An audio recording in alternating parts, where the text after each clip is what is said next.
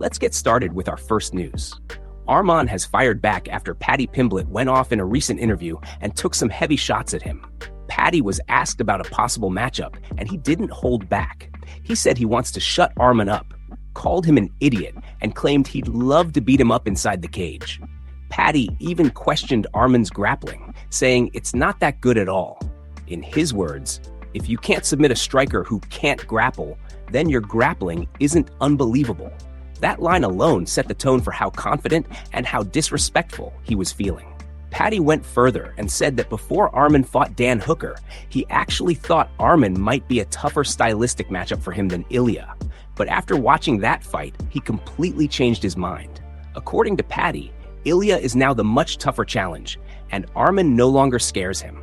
It was a clear attempt to downplay Arman's skills and raise his own stock in the division. Arman didn't stay quiet for long. He jumped on threads and responded in a short but sharp way. He posted a photo of Paddy and wrote, "Actions speak louder than words. We'll see when the time comes." Then he added a final insult, calling Paddy fat. It was direct, it was personal, and it showed that this beef is getting real. This back and forth isn't just trash talk anymore. Both guys are drawing clear lines, and the tension is building fast. Paddy is talking big, questioning Arman's best weapon and putting himself in the spotlight.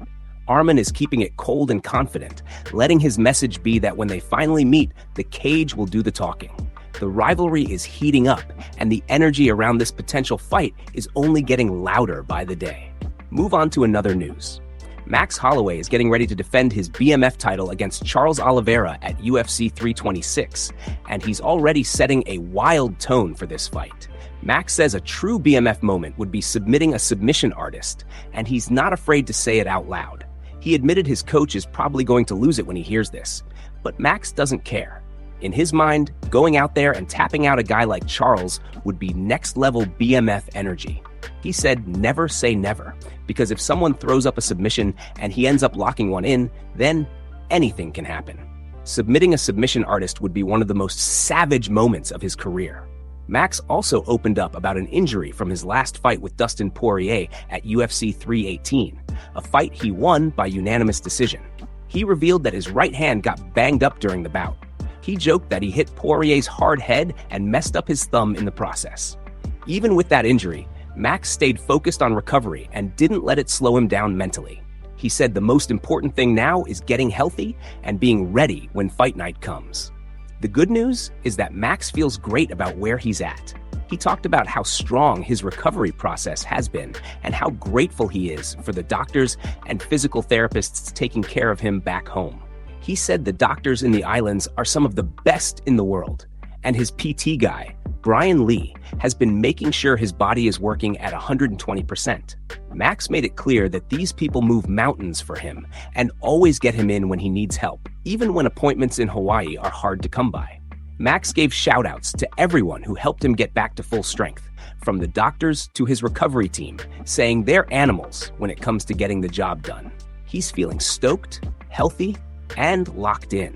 Between talking about submitting Charles and showing confidence in his recovery, Max is sending a clear message. He's not just showing up to defend the BMF belt. He's coming in with bad intentions, full belief in his body, and the mindset of a guy who wants to make a statement inside the cage. This fight isn't just about the belt. It's about pride, legacy, and who really embodies the BMF spirit. Max sounds motivated, energized, and ready to shock everyone. Move on to another news. Big trouble has hit the Usman family, and this one is serious. Kamaru Usman's brother, Muhammad Usman, has been officially suspended for violating the UFC's anti-doping policy.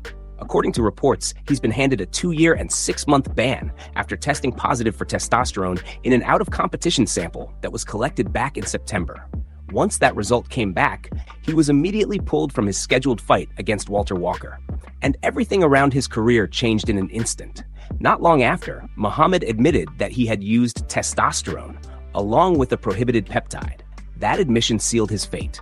The suspension has been made retroactive to October 9th, 2025, which was just 2 days before he was supposed to step into the cage against Walker. From that date, the clock started ticking on his punishment, and now it will run all the way until April 9th, 2028. That means he's going to be out of the UFC spotlight for a long time. But that's not even the worst part. Combat Sports Anti-Doping revealed that Muhammad didn't just fail the test, he also made false statements during the investigation. Because of that, an extra 6 months was added on top of the standard 2-year ban. The agency said the added time was for attempting to deceive them, and that's something they take very seriously. So instead of a straight 2-year suspension, it turned into a brutal 2.5-year layoff. By the time Muhammad is even allowed to compete again, he'll be 39 years old. In a sport where timing, momentum, and physical prime mean everything, that's a massive setback. It raises real questions about what his future in the UFC looks like, and whether he can ever regain the form and opportunity he once had. For Kamaru Usman, this is a tough moment to watch from the sidelines. The Usman name has been associated with discipline, work ethic, and championship success. Now, this situation puts a dark cloud over part of that legacy. Muhammad had a chance to carve out his own path, but this violation has derailed his momentum in the worst possible way. This story is a reminder that the UFC's anti-doping policy is no joke. One bad decision can cost years of a fighter's career.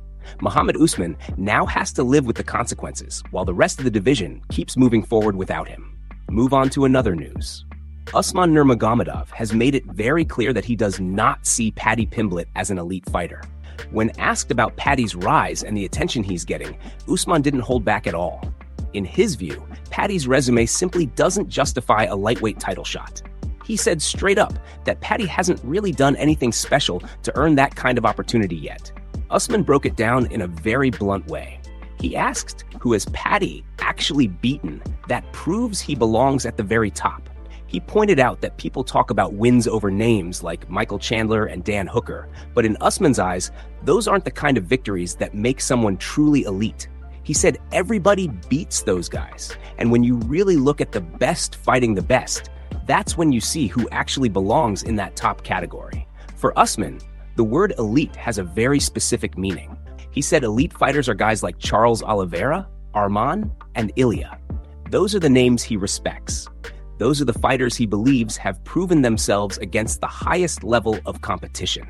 Compared to that standard, he feels Paddy just hasn't done enough yet to be mentioned in the same conversation. Usman also made it clear that this isn't personal. He said he doesn't have anything against Paddy as a person. He doesn't even really know him like that. He was speaking purely as a fan of martial arts and as someone who cares about the sport being based on merit, not hype.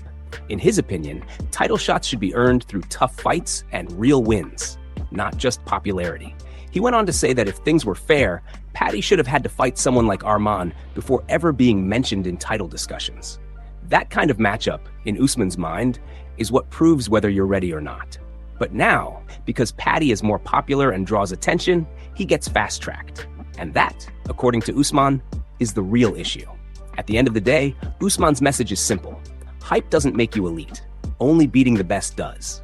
And until Paddy proves himself against the very top of the division, Usman doesn't believe he deserves a title shot. He sees a difference between being famous and being great. And right now, he doesn't think Paddy has crossed that line yet. Move on to another news. Diego Lopes has made it clear that if he beats Alexander Volkanovski in their upcoming rematch, he's more than ready for a trilogy. He knows that would make the score 1 win apiece, and he's not running from the idea of doing it a third time. In fact, he says he would accept that fight without hesitation. Diego's message is simple. If the UFC wants more, he's always ready to walk. He explained that people already know the kind of fighter he is. If someone asks him to fight, he doesn't say no. He steps up. That's how he sees his career, and that's how he sees this situation with Volkanovski. He respects him deeply, calling him a legend of the sport. Everyone knows what Volkanovski has done and how great he's been for so long. For Diego, sharing the cage with someone like that is an honor, not a burden. At the same time, Diego is honest about his mindset. If he wins the rematch, he believes he's earned the right to stay in the front of the line. He thinks when you're fighting the champion or someone of that level, you're automatically in the mix for whatever comes next. That could mean a trilogy with Volkanovski, or it could mean another huge fight against someone else in the division. Either way, Diego isn't picky.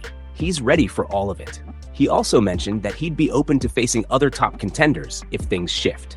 If another name moves ahead, he's fine with that too. For Diego, it's about activity and competition, not politics. He wants to fight the best, and he wants to keep moving forward. That's the mentality he's bringing into this rematch. The respect he has for Volkanovski is real, but so is his confidence. Diego knows what he's capable of. He knows he belongs at this level, and he's not afraid of the pressure that comes with big fights. Whether it's a trilogy, a title run, or another contender showdown, he's ready to answer the call. So if Diego beats Volkanovski, don't expect him to disappear or slow down. He's already putting it out there. He'll fight anyone, anytime, anywhere. He respects legends, but he's also here to build his own legacy. And if that means going 3 rounds of fights with Volkanovski, then Diego Lopes is all in. Move on to another news. Big rumors are flying after Merab dropped what sounds like a major leak about a potential super fight between Ilia and Islam Makhachev. The MMA world has been debating this matchup for a long time. On one side, you've got Ilia's elite striking and explosive power. On the other, you've got Islam's dominant grappling and control. Striker versus grappler. And now it looks like we might get that answer sooner than expected. In a recent interview, Merab was asked what his perfect UFC card would look like. Without hesitation, he said Ilia versus Islam. When pressed on whether he thinks the fight will really happen, Merab went even further. He said he knows some details from Ilia himself, and that the fight could happen much sooner than people imagine. That alone sent the internet into meltdown. At the same time, Dana White has been talking about wanting the winner of Justin and Patty to face Ilia next. That suggests the UFC might want to keep Ilia at lightweight a little longer. But there's also another possibility being discussed behind the scenes. If Justin wins, Ilia could vacate the belt, move up, and challenge Islam at welterweight. If that happens, things get wild. There's even talk of a massive White House event where we could see Islam versus Ilia and Justin versus Max Holloway on the same card. Max would defend the BMF belt, and Justin would fight him for both the vacant lightweight title and the BMF belt at the same time. That would be historic. But not everyone believes Ilia is going to vacate. A close source to Ilia came out and said the UFC has no plans to strip him of his title. They're willing to give him all the time he needs. If anything, they'd do an interim defense rather than take the belt away. The UFC clearly sees Ilia as a star and wants to protect his momentum. Going back to Merab, he also had huge praise for Ilia after spending time with him in Spain. He said he's never felt that kind of power or technique from anyone else. Wrestling, jiu-jitsu, striking, everything. Merab believes Ilia has a real chance to beat Islam, even if the fight happens at welterweight. He said he'd actually give Ilia the higher percentage. Dana White also praised Merab for being one of the most reliable fighters on the roster. He said he could call Merab right now and he'd take a fight instantly. No hesitation. Right now, nothing is official, but the pieces are moving. Between Merab's comments, Dana's hints, and Ilia's rising star power, the path is being set for something huge. The MMA world is on edge because if Ilia versus Islam becomes real, it could be one of the biggest fights of the decade. Move on to another news. Daniel Cormier says he isn't convinced that Jon Jones would ever agree to a straight-up wrestling match against him. DC believes that in pure wrestling, he would completely embarrass Jon. He said the idea sounds cool as a pipe dream, but he doesn't think Jon is willing to step into something where the result would be so one-sided. Cormier explained that getting the two of them to do anything together now would cost a lot of money, and only a few people could even make it happen. He doesn't know if it ever will. As for wrestling, he said it's easy for fans to talk about, but actually making it real is another story. In his mind, Jon wouldn't allow himself to be put in a position where he could get dominated like that. DC made one thing clear. He is not fighting Jon Jones in MMA again. He said he's done with that part of his life. He joked about his gray beard and said he's old now, a commentator, and just chilling. But when it comes to boxing, that's different. Cormier said he would be open to a boxing match. He even said he'd love to box Jon and box his face up, but he's not stepping back into an MMA fight. When the topic of wrestling came back around, DC clarified that if Jon truly wanted to wrestle, he would do it.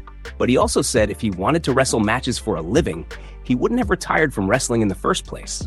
Still, if Jon called him and asked for a wrestling match, DC said he would accept. Cormier was confident about how it would go. He said in a real wrestling match with shoes on and a proper stance, he would win 10-0. He reminded everyone that he's a two-time Olympian, and that's not something you just forget. At the end of the day, DC respects John as a fighter, but in wrestling, he feels the gap is huge. He's happy in retirement, but if the right challenge comes, especially in boxing or wrestling, he knows exactly what he brings to the table.